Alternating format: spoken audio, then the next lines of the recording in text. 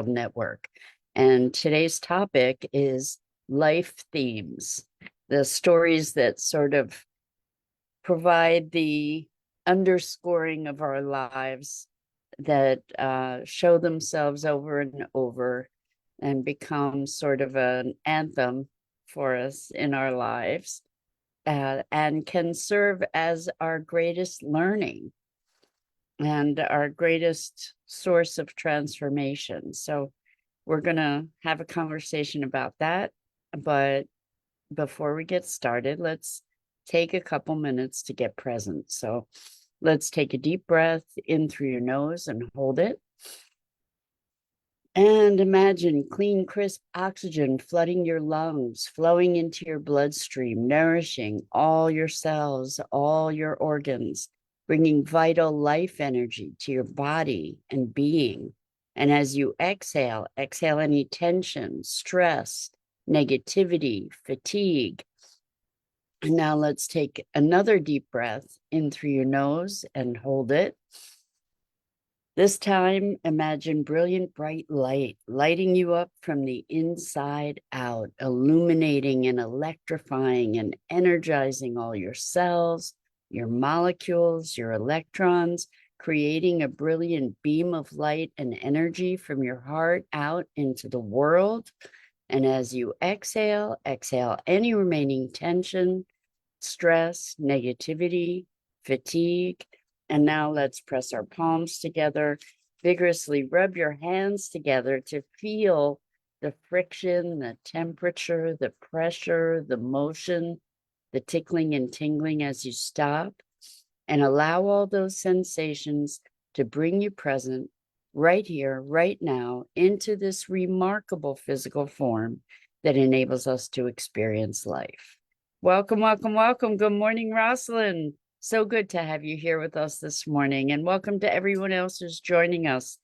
So today we're talking about life themes, and we could also consider this like a core wound, perhaps.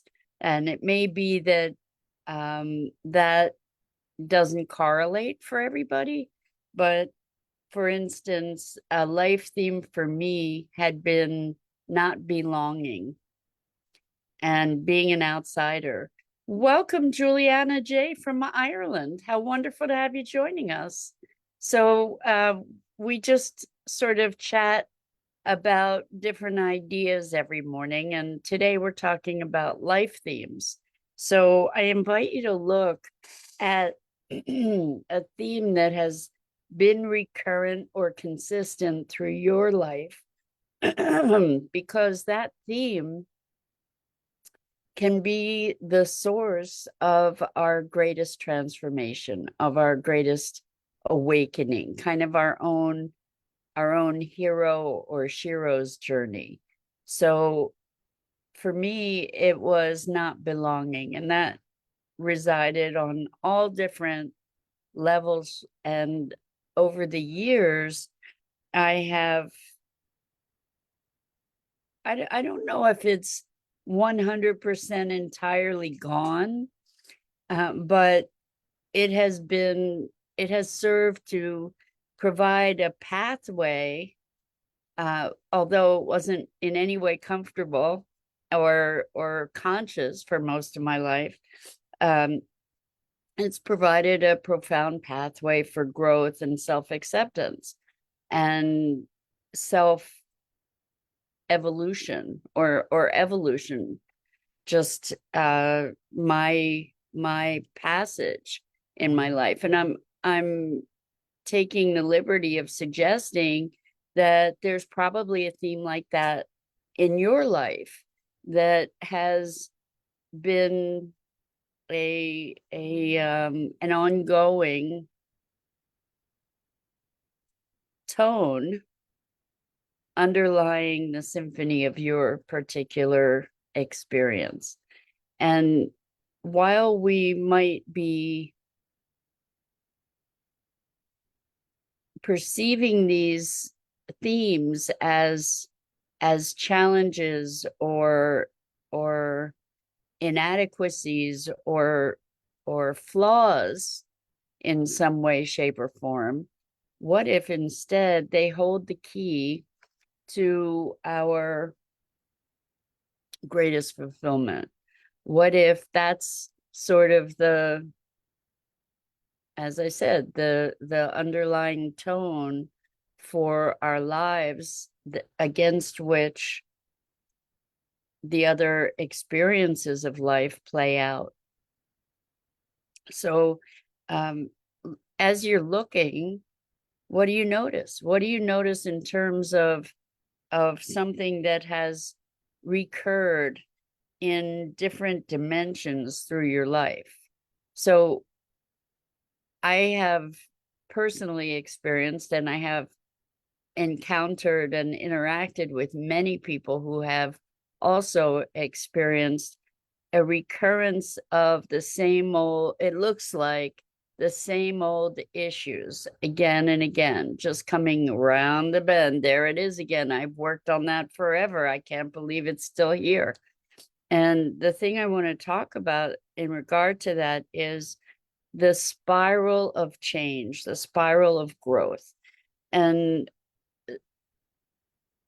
what if you can visualize an upward spiral? What happens is we revisit the same degrees on the compass, so to speak, but from a different elevation. And so through our evolution, through our path of growth and transformation, these issues, these themes get revisited from different vantage points, from a different perspective, because we're evolving all the time. Well, hopefully we're evolving all the time. And so we have the opportunity to revisit these issues, and what happens is our perspective on them and on ourselves in relation to them evolves. So let's see what Juliana says: to be a human soul is to be longing for a connection called home. They move us into expanded consciousness, sussing the people and places to find vibrations that match. So good morning, April. Wow, welcome. So good to have you here with us this morning. So good we're having a party, ladies. I'm loving this. So longing for connection. So as I said, for me, the primary theme was belonging or not belonging. And we have different variations on those themes. Some of us, it's not good enough. Some of us, it's a matter of feeling disconnected. So Juliana, you're saying longing for connection called home. I think that's probably fundamental to so many of us, and it may not be universal, right? But what we're looking at is this spiral of change or transformation that allows us to be exploring different dimensions of a particular theme, experience, perspective. And interestingly, if I were to just sort of look back and try to track this thing around belonging for me as an example, it was feeling not belonging in my family, not belonging in community, not belonging in the human story, like really just feeling like, what is this? I don't get it. And I still am often quite perplexed at what this human experience is, what it means to be human, why humans do what we do, and feeling othered in a lot of ways. And I'm guessing I'm not really alone in that. Rosalind says, a running theme is I'm not enough. So for so many people, Rosalind continues, one of the inroads for healing this wound was I am loved. It led me down the road of non-duality and opened up the inquiry to what is the meaning of life. It doesn't end. The inquiry continues. I agree 100%. The inquiry continues, and that's what pulls us back around and around on that spiral, because um, we can go more deeply into what does it mean. So when we look at I am not enough, one of the questions that I think is a really helpful one is according to who? According to whom and according to what? Not enough for what? To do what? And looking at this place of sufficiency, like when we think about being part of nature, when we think about being an expression of life itself, if you watch nature, do you see that animals, like a fox, is a fox going to say, I'm not enough? A fox is just being a fox, right? A fox is here and alive and being a fox. Cats and dogs, they're alive and being enough. They're being themselves. Domestic animals, maybe it's a little different because they're very much connected to our human experience and our human awareness in a different way than wild nature might be. But when we look at nature's creatures, they're being, and they're sufficient in their being. They're just being themselves, right? Where humans, this not enoughness that we experience is something that is very much imposed upon us and inherited from our families, our cultures, where we're driven to be more. Whatever it is, we're driven to be more. Like it's always about more. And the way that we're taught to evaluate our enoughness is by externalities, like things that we own or people we know or things that we've accomplished, or all these things that are outside of just being sufficient by virtue of the fact that we're here, just being enough and belonging, even because just by virtue of the fact that we're here. We are part of life expressing itself. And it's interesting, Rosalind, that you found that your pathway to heal was to be present to I am loved. And I think that the embrace of the experience of that love that you have created a connection to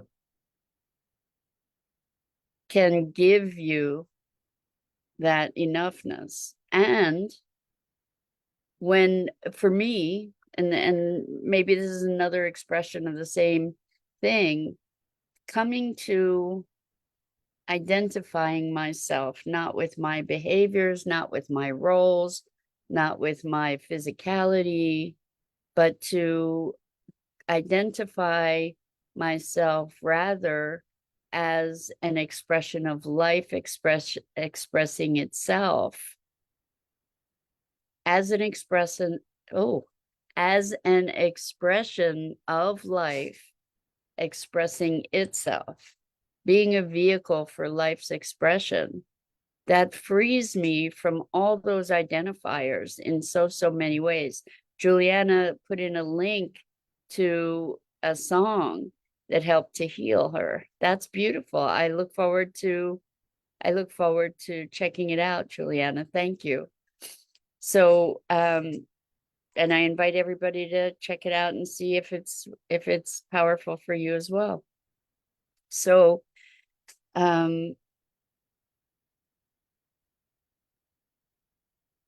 I think the themes that we have through our lives are probably very identified or very interwoven with our identification with our personalities, with our experience. And the thing is that we're not our behaviors. We're not our thoughts. We're not our beliefs. In other words, we're not bound. We're not the limit of our experiences, the limits of our thoughts, the limits of our beliefs, the limits of our behaviors are not our limits. So if that's the case, what are we? I had such an interesting conversation yesterday with one of my clients who's actually remarkable. I have this tremendous privilege to work with extraordinary people in my core connection practice. And this person was recounting that they had recently read something about from someone who was talking about our mind being the compilation of the structures. I don't know if I'm getting this exactly right, so disclaimer there, but our mind being a compilation of structures created to hold the pain that we have experienced in our lives. And I make a parallel between that and Eckhart Tolle talking about the pain body. And what happens is we create all these responses to pain and to disruption and challenge in our lives. And then we live out of those structures as if that's who we are, rather than that's something that is overlaid upon our essence. Our beliefs are overlaid, our behaviors are overlaid, our habits, our patterns, our thoughts, they're overlaid upon this essence of fluid consciousness. And that allows us the experience of life that is a moving, flowing, fluid presence that animates all this other stuff. And so why even bother thinking about that? Well, there's a tremendous freedom that it makes available to us when we can recognize that we're not limited, that we're not bound by our history. And so much of our present and our future is dictated by the way we deal with our history, the way that we incorporate it, the way that we identify with it, the way that we carry it around. And so these themes are kind of our if we can look at our lives as an epic story or an epic drama, not as who we are, but this play that we're playing out in life, or a movie that we're playing out. And that there's a part of us that is the actor, and the theme is the script, if that makes any sense. So like we're playing out these roles, and yet we can observe those roles. We can rewrite those roles in many ways. These are like how we're expressing as humans into the world. And yet the role is a role. It's not who we are. And we do have the ability to be shedding these overlays, to be shedding these structures that have contained pain, but not just pain. And as we shed more and more of that, what happens is that our essence is freer to emerge and express, and we can become a more fluid expression of our essential being, which is a dance with life itself. So Juliana says, very, very true, perfect, important, but sometimes tough to take the pen back in the story of our lives. Well, that's exactly true. The thing is that there's this wonderful way that we create an illusion for ourselves, and that culture helps to create for us, you know, our inherited family cultures and social cultures too. Our shared history is telling us that we don't have the pen, right? But the truth is, I think, and just because I think it doesn't make it true. So check in for yourself and see if it resonates. But we always have the pen. We just don't know it. And oftentimes we pretend that we don't have the pen because it makes it more exciting. You know, it makes the adventure of life a whole lot more exciting if we can say, all this is happening to me and I don't have any role in it. And I'm not saying, and this is such an important thing, when I say that we all are writing our own lives, whether we realize it or not, I'm not saying that it's our fault that we're having circumstances that cause great suffering to ourselves and or others. I think that that's an easy way to misinterpret this notion of our sovereignty and our power in creating our own lives. The thing is, we have conditions, we have been conditioned, we have been bewitched in so many ways by spells cast about how reality exists and about who we are. And we received those, not even consciously. As kids, we didn't know any different, right? We were just said or told, here's reality, this is how it works. And we believed it, right? And so in that belief, not even knowing that there were options, we then live through that, we live into that. And then we have the ability. So in living into that, by the way, we're still writing the script. Eventually, you know, what's happened is it's kind of the script is handed over and we keep writing the same script that we were handed, right? We don't even realize that that's what's happening. So it's not a conscious thing. It's not my fault, for instance. You know, if there's all kinds of drama in my life, I'm not saying it's my fault. I'm saying that there is a power that we can each reclaim in becoming conscious and deliberate authors of our lives. And part of this is that, you know, it's like a radio being tuned to a certain frequency. You only receive certain wavelengths, right? As that, or certain programming when you're tuned to a certain frequency. Once we realize that we have the ability to retune that radio, we can open up whole new worlds for ourselves. So it's not a matter of blame. It's not my fault, your fault, any of that. So Juliana says we must submit the script of the past to reclaim the truest aspect of our soul story. So I'm not sure what you mean by submit, but we definitely need to recognize the script, right?